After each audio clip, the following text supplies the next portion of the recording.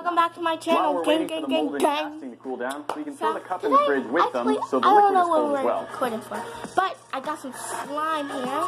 At this point, the casting inside the mold yeah, should I be know all it's a cooled little down, bushy, but and we have some very flat, cool and I made it by Sprite, which at this myself. point really looks just like water. I'm gonna but give it you is some still lemon lime flavored, so that's going to count. So, we do want to patch this hole up after we fill it with Sprite, so I do still have This some of our slime, milk and white all you will chocolate. need Let's clean up all the edges, pour the Sprite in, and then see what we can and do about your patching it up using some of our extra chocolate. I don't know why. Here goes. Let's try adding our flat Sprite into our candy coconut. It's not filling it all the way, but that's what we want. You can hear the empty space sloshing around inside the coconut, so we're not going for 100% full. I don't actually we know do want why to they get did that this. sound of liquid I used to jostling glue around in stick. there. Hold on. That's pretty full, and I think it will do a pretty good job of emulating the inside of a coconut. Now let's take some of our extra white and milk chocolate and try and seal it in there. So you guys, I use this glue stick. Says glue stick. With all of the chocolate cooled down nicely inside our mold, it is time to remove it and reveal our coconut within. But first, let's learn about our sponsor. Okay, so if you like to cook at home, HelloFresh is a great way to do it. They've really set up a system that's convenient to use. If you have a busy schedule, you can choose the delivery day that works best for you. If you're going to be out of town, you can pause your account for weeks at a time.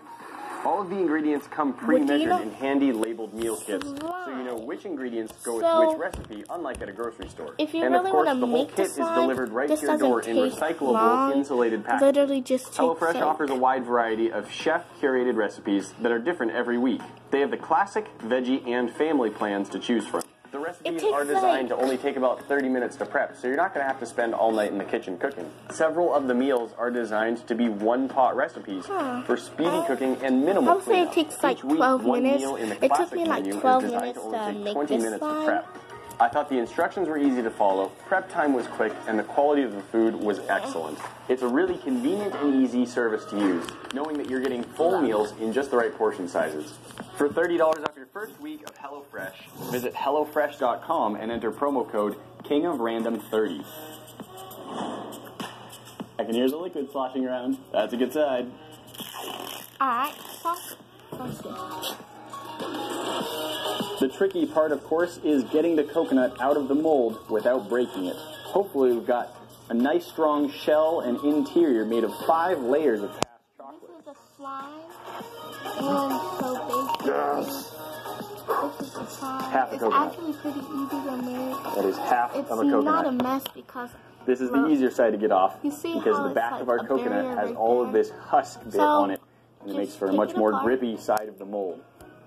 And still, do this. You would clean it up the way you normally clean I'm seeing a little bit of leakage. I think our Sprite is making it out of the stopper. Change up our angle of attack just a little bit and keep it vertical. Yep, working. Yes! Aha! Now, for the most part, this is looking good. Our pour spout, as you can see, is still a little bit sloppy, and it's very hard to work with the chocolate inside the mold. So let's just level off our pour spout and touch it up with a bit more of the milk chocolate. Slime.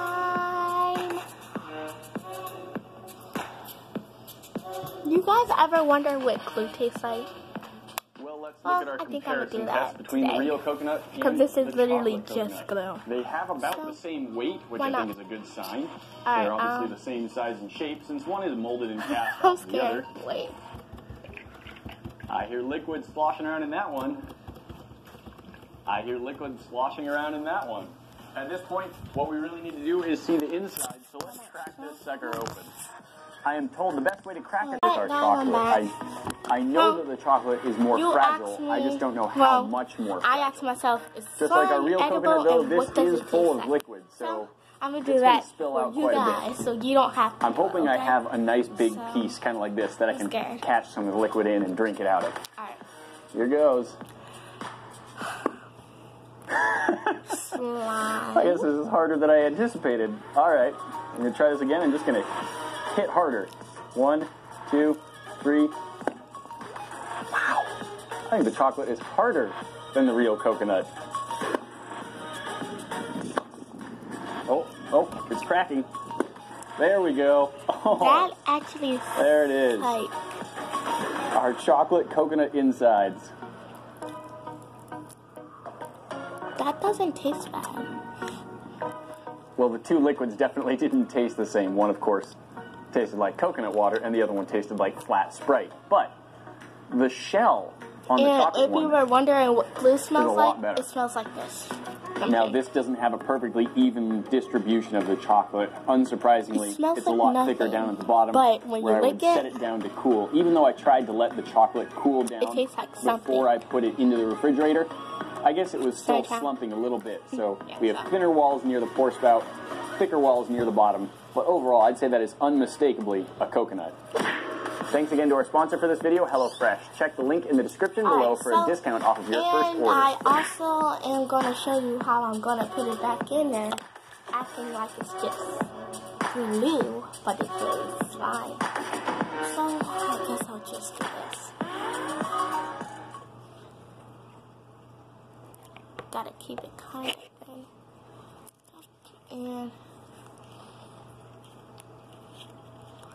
hey guys, I'm Nate. Welcome back to the workshop. In the past, Grant has shown you a pretty cool experiment that he came up with that involved microwaving a large glass jar with a little bit of water in it until it was really full of steam.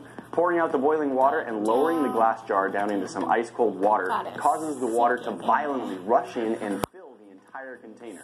We're going to try and replicate his experiment and then expand on that idea with a couple other experiments of making a vacuum in a jar without using a pump. To start off, let's put a little bit of water in our jar and then microwave it for a couple minutes so it's nice and hot.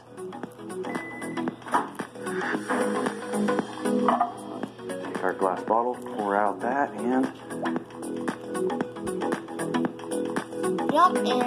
so it's still filling with water, but because it took me so long to walk over here from the microwave, it's not giving us the explosive result we're hoping for. Still pouring in quite a bit of water though. Clearly, we need to act faster, so let's move our setup to the kitchen and try again there.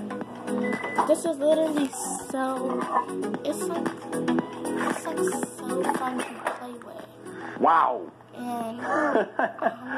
Yeah, that did a pretty good job of filling up with water right there. That was pretty incredible. I mean, look how full this bottle is. That is a very full bottle. And so all of that water is displacing steam that was inside this bottle. So we can see how much the steam shrinks as it cools down. I'm going to show you how I pick it up. That is crazy. There's another method of creating a low pressure inside a jar like this that you may have seen before, and we're going to try and replicate again. It involves lighting a fire inside the jar and plugging up the top.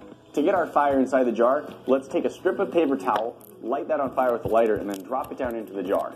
At that point, I'll cover the top, and we'll see what happens. I took one of these gauges that we use on our vacuum chamber to measure the negative pressure inside our container, and I rigged it up so I should be able to just pop it down on top of this jar, and if there's any negative pressure that forms inside it, we should be able to get a good measure of it. And, really start catching. I think that's it. I think it's as the flame burns out, we should begin to see our needle starts to rise. I think it's so weird how... That is not a lot of rise we got on our needle. We are up to about 2.5, maybe 3 inches of mercury. That's a pretty small result, but it is lower pressure. Let's see if it's enough to and it like really now as it burns all the air up. Just a glue stick. Beautiful. That just pulled it right down into the jar. That worked great. Surprises me. So now we have a jar full of... So yeah, I hope this had helped you. In the next video, I'm actually going to show you how I got the, how I made it and how long it actually took. And there's going to be like no parts cut. It has totally transformed my skin. Or if I go like that, That's bananas. That's you. Your skin's glowing. You could be a movie star. Really? I mean that. No. So, yeah, I'm just gonna. Oh, it did. That worked great. Now we have a jar full of nitrogen gas as well. Our egg, a little worse for the wear, being sucked into a bottle and then blown back out of the bottle. So that worked pretty well, and now I want to try combining the two ideas. I want to put a little bit of water in our bottle, microwave it up so it's nice and hot again, and then use our pressure gauge on the bottle as we lower it down into our ice water to see how much of a vacuum just by shrinking the steam instead of replacing it with the ice cold water. Once our microwave is finished cooking, I'll take it out, pour out the water. I'm going to add one large marshmallow down inside it because